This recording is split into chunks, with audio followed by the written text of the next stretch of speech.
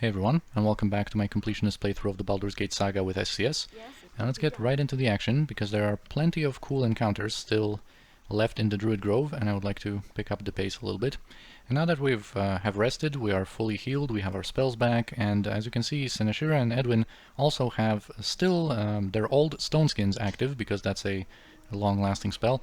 And this troll is just a straggler, he is not a part of any bigger encounter. And Edwin, it seems he needs more thrown daggers, but now he's encumbered. Alright, this should be fine. And now we can finish this troll with our Scorcher wand. There's also going to be a greater earth elemental nearby, and when it comes to elementals in Baldur's Gate 2, they need +2 weapons to be hit, so Jaheira is not going to be able to do much against him. And they also usually have some characteristic resistances to them. So for example, a fire elemental is going to be immune to fire, and an air elemental is going to be immune to electricity, but earth elementals actually don't have any resistances, so this one was essentially a free 10,000 experience for us. Anyway, these two upcoming fights are going to lend themselves very well to just staying at a distance and bombarding the opposition with spells and range damage. So this is a little shout out to the Armageddon tactics from Baldur's Gate 1. Although in Baldur's Gate 2 Armageddon tactics aren't really a thing anymore, but we're going to be able to do something similar. So here we have a group of druids, although only this guy is a proper druid. They have a mage and 2 fighters, and they are preoccupied right now with fighting these trolls. I think there's 3 of them. But once they are done with the trolls, they are going to go hostile and turn their attention onto us. So what we can do here is basically deal with all of them at once with our range damage and some spells, and basically get as much experience as we can from all this. So I think Cern is going to stay back, Edwin is going to prepare, and Seneshira I think is going to be able to offer them a bit of a Ganazar Scorcher. Boom. Oh yeah, you'll love that damage, don't ya? Alright, so the mage is dead, and the druid should soon follow, and we now want to for sure get the killing blow on this fighter, so that the trolls don't snipe him from us and steal our experience. And okay, we did get that kill. Now we can get this fighter. Oh, the troll actually did steal that kill, you little bastard. Anyway, he's down now, and this one should soon be also available for finishing off with a nice fireball. Okay, and Edwin can offer them a little burn damage. Right, so this of course was a very easy encounter. The next one is going to be similar but more difficult, because we're going to have 5 druids there that are not going to be busy with fighting anyone else, and they actually do have some serious spells at their disposal, like Insect Plague, and some of them, at least one of them, is an Avenger, so he's going to have Chaos at his disposal. Also, it turns out, I've done some tests, and it turns out that this Fire Shield Red actually does not protect Seneshira from insect spells like it's supposed to, so I think it's only a feature for the enemies, so thank you SCS. So basically we're going to do our best to just interrupt them as much as we can, so they don't get these dangerous spells off in the first place. So we're going to summon this nymph, and maybe even get a little bless from Cern. We're also going to prepare this Cloud Kill, and we're going to use that. Also, this next group of druids is led by a guy called Kyland Lind, and apparently he is one of those druids that don't agree with Faldorn's leadership here. And here he's going to have a line that is going to, of course, make them go hostile and attack us on sight here. But if you bypass this encounter by being invisible, for example, and you deal with Faldorn and come back while they are still here, Kyland Lind is actually going to thank us for that, or would thank us in that kind of situation, and say that he will devote his life to curing the damage dealt to the Druid Grove and restoring it to its former condition. So that's a pretty cool touch, actually, with this group.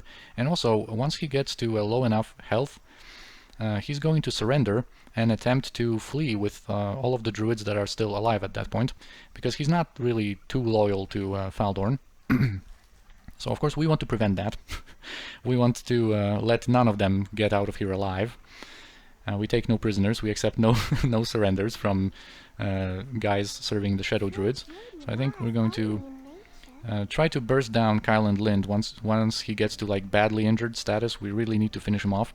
Anyway, we're going to throw in a confusion, and we're going to throw in that cloud kill to interrupt them as best as we can. And we should get this... I think this guy usually casts that insect plague, so we might want to direct our damage on him. And Senashira, I think, is going to wait a little bit until they all start casting and throw in a fireball to hopefully interrupt them. Okay, they get their pre-buffs, they start casting now, so let's get that fireball going, and I think I'm even going to throw in that potion of explosions. Now Edwin is going to prepare a fireball and unleash that once he is able to. And I think we managed to interrupt most of them. Of course they have a whole list of pre-buffs. This guy is still casting, and that's an enchantment spell, so he might... Hopefully he doesn't get that off. That might be chaos or confusion. He himself is confused. I think he's still casting. Alright, that was just charm, person, or mammal, so that wasn't too dangerous. And now I think once they start casting again... Okay, also Kiranai, you can add some damage. Kyland is only injured. Okay, let's just finish this guy off. When they start casting again, we are going to offer them some lightning bolts, I think. Okay, now he's casting, so I'm going to direct like maybe one lightning bolt onto him, one onto him, and then let's try and burst down Kyle and Lind. I think to that effect we're going to also use this flame arrow from Edwin and direct all of our physical damage onto Kyle and Lind, so he can't initiate that surrender thing. Oh, Senashira got got damaged a little bit. Okay, and even, you know what, we're going to try and throw some daggers with Senashira onto Kyle and Lind. This guy is casting. Okay, they both died from cloud kill, and it's cool. Alright, sweet. They didn't manage to get away. That's what I wanted to guarantee, especially after that one situation from one of the previous episodes where Lucette, the Harper, managed to get away from us. I didn't want anyone else to escape with their lives. Okay. That's very cool. Very cool. I'm satisfied with that. We're just going to wait out this cloud kill, and in the meantime we're going to focus our thoughts on what's coming up next. There's going to be an encounter on a bridge with some spore colonies, and they are going to basically keep summoning and spawning Myconids.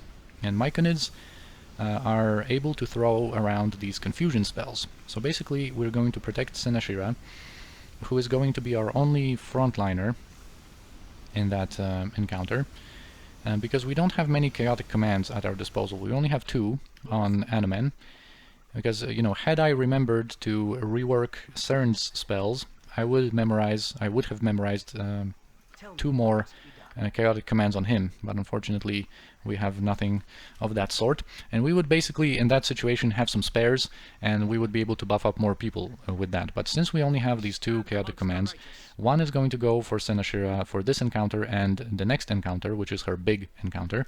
We're going to get to that in a second. And the other chaotic commands is going to be saved for Jaheira for later on, because she also has an important character coming up later.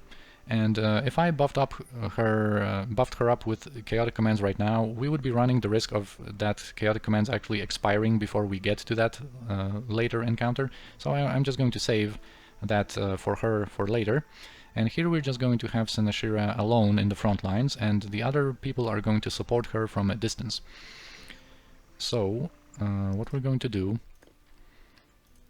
is buff her up with these chaotic commands. And she's also going to use a potion of defense. We have 1 of those, and this is going to improve her armor class for 2 hours, so this is going to last on her for all of the encounters that she needs buffs for.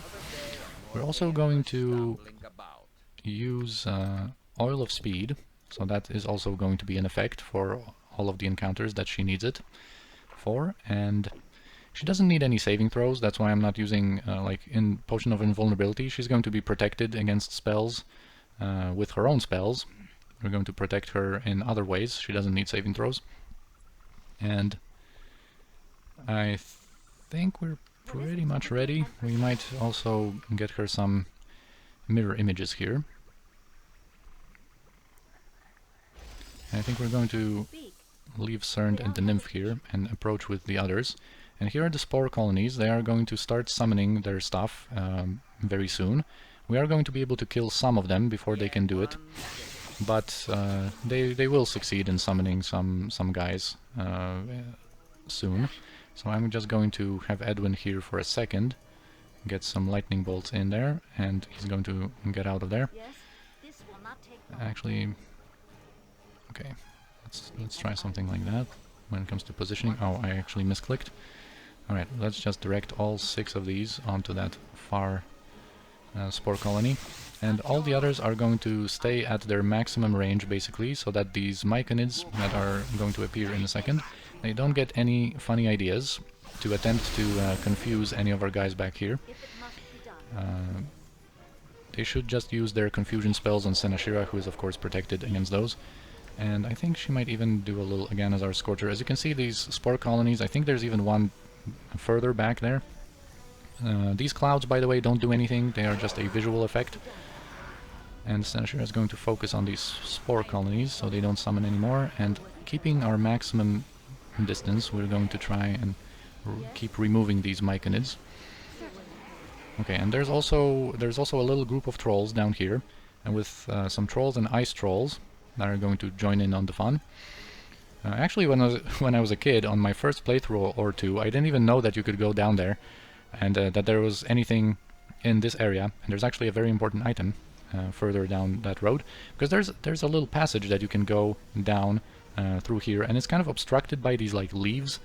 And in the unmodded game, if that troll group even spawned there, they wouldn't have the SCS awareness and, you know, the better calls for help to join in on that fight. So I didn't even know that there was anything there. But anyway, now we have also some trolls joining in the fight, but it doesn't really matter too much. We just want to make sure that these spore colonies die. Oh wow, we have a real traffic jam here. Big crowd. Here, oh, this spore colony didn't die, it's only near death. Okay, let's try and move Senashira. She cannot even move, she's completely surrounded. But I think most of these spore colonies, just this one is active, and most of them are dead. Let's just try and get Senashira out of there. Get some space in there so that she can move. Okay, she's not completely surrounded. Actually, she might even go and kill that last spore colony. I'm going to keep our other guys at a distance, not to incentivize anyone to switch their attention off of Senashira. Okay, and now we can go back to removing these Myconids, and once they are all killed, we are going to deal with the trolls. Okay, I think all of them are basically exterminated, and now we can just deal with the trolls. Should be no problem. These are just, you know, trolls and ice trolls. There fortunately are no spirit trolls or spectral trolls that could drain Senashira's strength. Alright, they are just basically all on the ground, but Senashira is completely stuck in there.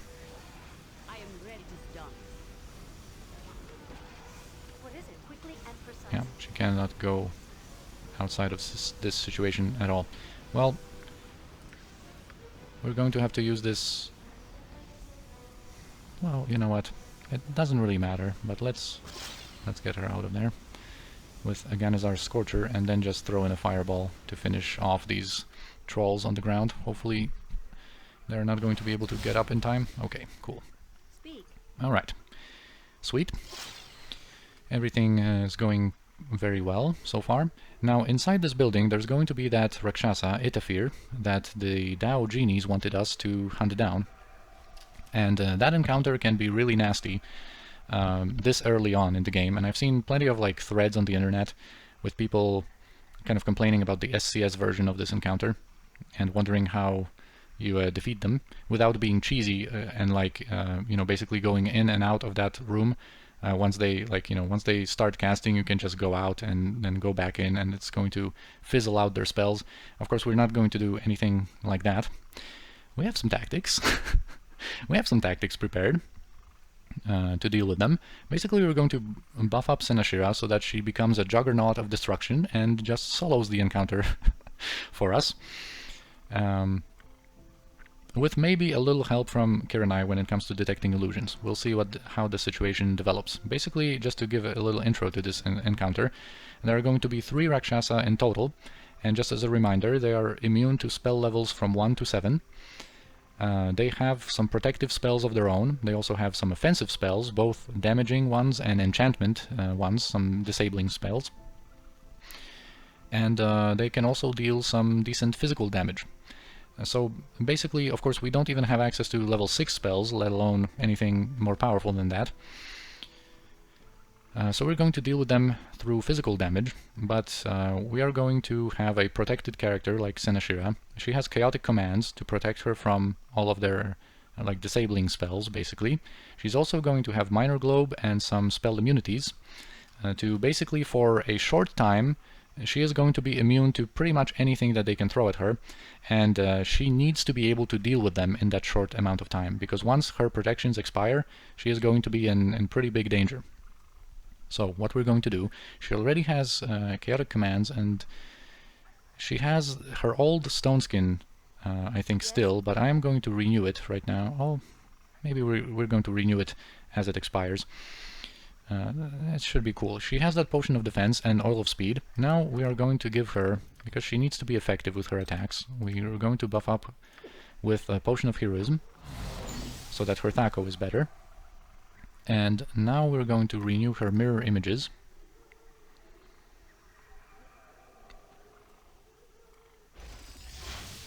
Also, what I should mention, why like Kiranai might be an option but might not.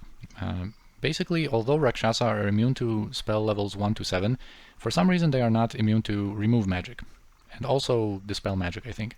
So that's why we have these 2 remove magics memorized on Senashira, and we're going to throw them out there and see how effective they are. If they do dispel their protections, their mirror images, that's going to be cool, and Senashira is going to deal with them. But if they do not, then we are going to have Kiranai come in there while invisible, and she's going to be also protected by... Oh yeah, we have protection from poison, which is going to protect her from cloud kill damage. That is sure to be there. And maybe we'll even buff her up with some protection from fire, in case there are some fireballs flying around. We'll see about that. And then, you know, she's going to come in invisible and detect illusions to dispel their mirror images, at least, if our remove magics are not effective enough. And while we're also on the topic of like dispelling someone like a Rakshasa, I would also like to, of course, mention the component from SCS called More Consistent Breach, and that is, of course, the component that changes the whole game to be more interesting, because it basically makes spell protections work on Breach. In the unmodded game, Breach bypasses all spell protections. So if a mage has like spell trap or spell deflection or spell turning, Breach just doesn't care, and it just goes right through all these protections and hits the target and dispels all of their combat protections from them. So stone skins, protection from magical weapons or mantles. So basically in the unmodded game all you need is Breach and some physical damage. Well, and True Sight, I guess, to dispel the improved invisibility status of a mage so that you can target them with Breach in the first place, and then once Breach hits, you just go in with your physical damage and kill them. And also, but of course, you know, SCS changes all that so that the spell protections work on Breach. So you first have to deal with them in order to make sure that Breach even goes through and is able to affect the target. And that component, as the title says, also makes Breach more consistent in the fact that it allows Rakshasa and Liches to be susceptible to Breach. Because Breach is a level 5 spell, and Rakshasa are immune to spells from 1 to 7, and Liches are immune to spells from 1 to 5. So normally they are immune to Breach, but in order to make the game kind of like more consistent rules, I guess, and more satisfactory, I guess, gameplay, in SCS, Liches and Rakshasas can be breached, of course, provided that you first dealt with all of their spell protections, and so that the breach can even hit. Okay, back to our protections. We are going to use Minor Globe on Senashira to protect her against some spells that are not evocation, but they can still throw around, like Skull Trap, which is a necromancy spell, or Acid Arrow, which is a conjuration spell. And now she's going to get spell immunity to Abjuration to make sure that her buffs stay safe, and spell immunity to Evocation to be immune to all of the usual spells that Rakshasas love to have, like Cloud Kill, like Sunfire, like Fireballs, you know, all that kind of stuff. That also protects her against Web, although of course she is also affected by Minor Globe, but just mentioning that Web is an evocation spell. Alright, so now we are ready. So let's go and let's check out the situation.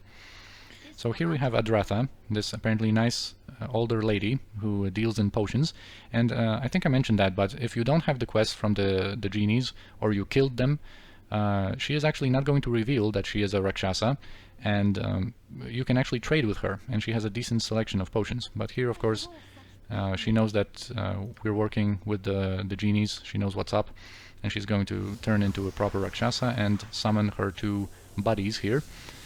Yeah, so she has Stone Skin, Haste, Improved Invisibility, Mirror Images, and I think the other guys are going to have basically the same type of protections.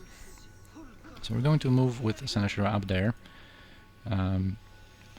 to allow these Rakshasas to bunch up on Senashira a little quicker. Come on, get your pre-buffs.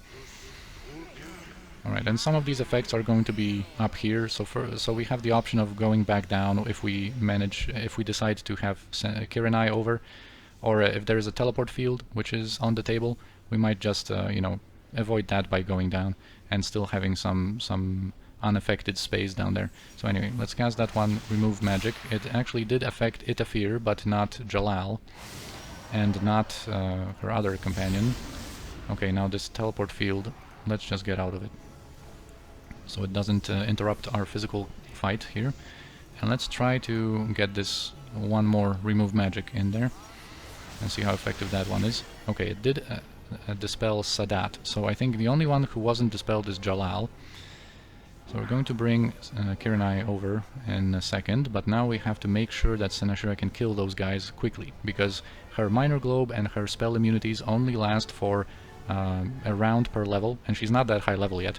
So we only have a couple of more rounds to deal with these guys. Okay, Sadat died. Now we have Ihtafeer, the main guy, who also doesn't have protections. And now I think Kirinai is going to use her invisibility ring and go in there. Let's just see what the situation is visually. Okay, so Kirinai is here. Let's get that Detect Illusion going. Oh, that's going to be even better, because Ihtafeer used a minor sequencer with invisibility and mirror images, so that's going to be dispelled by our Detect Illusion. In the meantime, let's... okay, the illusions were dispelled now, so we have Jalal, who's barely injured, and Ihtafeer, who's badly injured, so let's... Okay, thank you, Kirinai. And now let's allow Senashira to finish the fight. 15,000 experience for Ihtafeer, and I think our buffs are about to wear off. So this is basically just in time that she's going to be able to deal with them, I think. Okay, Jalal still, of course, has his Stone Skin. That's why we're not dealing full damage. Okay, now we are. Oh, Kirinai. we require his services once again. Oh yeah, we can keep detecting traps.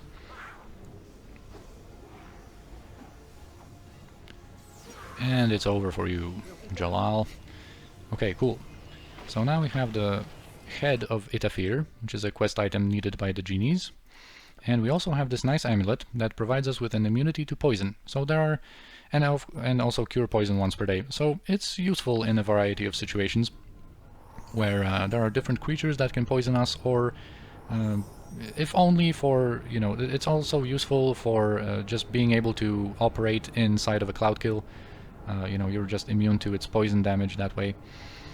So it's just a useful piece of equipment, and here we're going to have some really good ammo. We have bolts of lightning and biting, and we have arrows of acid, and also some fire arrows, which don't really matter all that much. Okay, so we can rearrange our inventory a little bit. Let's have Jaheira with that necklace for now. And we can also check out downstairs here, and check out this little building. There's a very important scimitar here called Belm, which is a speed weapon, and we're going to talk about that once we identify it. Okay, let us proceed further. Alright, there's a sword spider up there. I think there's a chance of a whole group of spiders being up there, and some Shambling Mounds. And we're not going to have Senashira in the front lines now, since she doesn't have a stone skin, although, okay, she does have a good armor class, so we can keep her there. And Kiranai is going to stay invisible for, oh yeah, to go into melee in there. And yeah, Kiranai is going to stay invisible. She's going to prepare for a backstab a little bit later. Okay, come on, guys. Let's check out our time. We still have some time to at least reach the final portion of this map here. Alright, let's just make sure there are no other spiders here. Oh, another guy. Yeah, it seems like that was it. Just one sword spider. Alright, we need Senashira's damage here to finish off this dude. And there's also going to be a few of these spore colonies down here, but Senashira still has her protections, of course, so we can do more of the same. And support her with some range damage.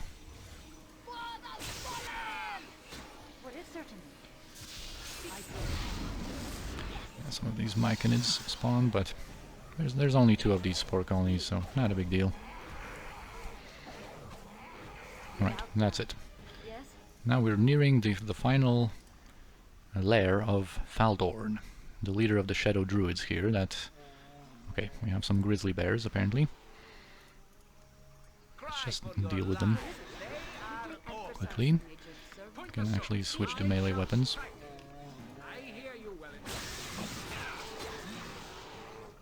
Yeah, Animan actually should stay at range. He has the worst armor class from our frontliner guys, but it's not an option for him anymore. You know what, let's just throw in a little glitter dust there.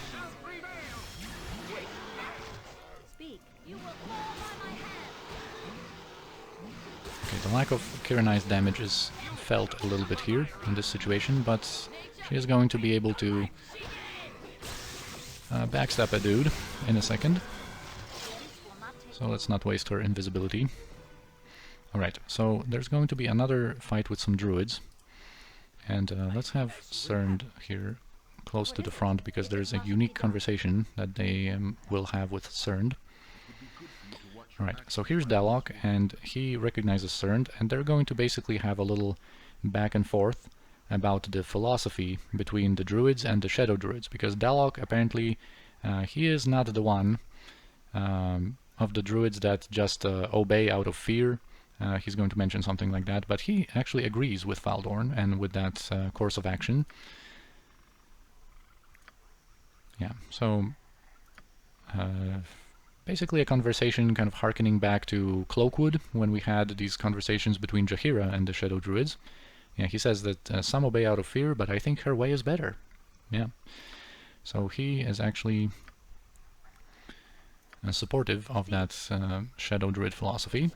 Okay, so they're going to have some pre-buffs, and we can get Kiranai in there, and now the Shadow Druid I think is going to have, has iron skins, and I think Dalok also is going to have iron skins, but not this adherent, so we can at least backstab him and open up the fight with Kiranai like that.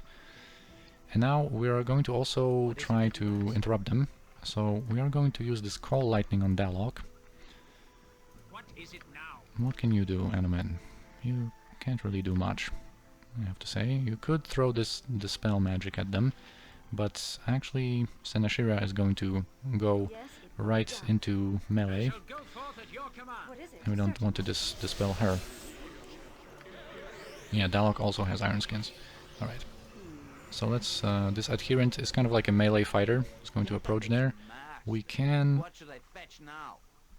well, maybe before, actually, let's do it differently. We can actually throw in a little fireball in there to interrupt them, and Edwin might be able to throw in some lightning bolts in there. And this guy is casting an evocation spell, so that might be insect plague, so I am going to use this Wand of the Heavens to try to interrupt him.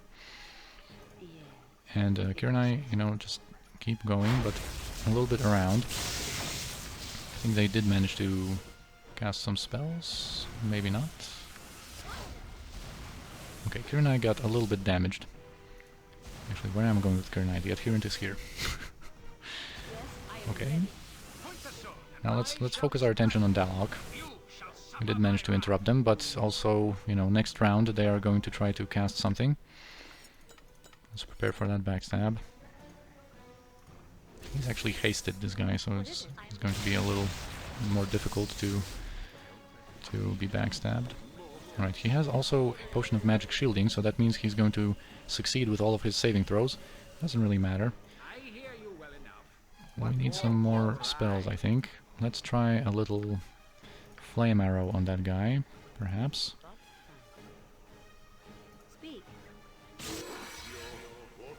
Did you just miss with your backstab, Kirnai? Oh my god. Really? Okay, now we have to focus on interrupting these guys. The adherent isn't really all that relevant. I just wanted to do some backstabbing, and was probably more like trouble than it was worth. Alright, and I think we can do some magic missiles on Dalok next round. Okay, he is interrupted by Sinashira's electricity damage. Thank you, Eshidina. You are amazing. You are an amazing weapon still. Okay, boom! It's basically all over for Dalok, but let's be safe with some heals on Sinashira. And I'm really too lazy to, like, shapeshift Cerned into a werewolf. He could have contributed a little bit as a werewolf, but I don't really care about that. Okay, here we're going to have some really cool items. Because, first off, we get this Burning Earth longsword, which is a longsword that we've seen in Baldur's Gate 1. A cool one, with different bonuses against different types of creatures, and I think it also strikes as a +4 weapon, which is relevant in some situations, so it's worth holding on to just for that purpose. And also we have this club Nasher, which we're going to identify later, and it's a really nice club for Jaheira, but that's kind of the problem with how the weapons are spread out in Baldur's Gate 2. I have the same problem with Bastard Swords, where basically we get this Nasher club right now, and like 5 minutes later, once we get back to Trademeet, we're going to be able to buy an even better club for her. So, you know, it would have been better to just have the weapons a little bit more spread out. And it's the same with Bastard Swords. If we progress the main storyline up to a certain point, we get a really nice Bastard Sword +2, with a bleed on it, and then like 10 minutes later you can get a Bastard Sword with fire damage on it, +3 Bastard Sword. So, but anyway, I think on this little cliffhanger we're going to have to end the episode, because we're a little over time already, and the upcoming fight with Faldorn, this is the final chamber. I want to have some time to talk about it and do it the way I want to do it, with some special tactics prepared. So I think this is going to be it for this episode. I thank you very much for watching. I hope you enjoyed it, and I'll see you next time.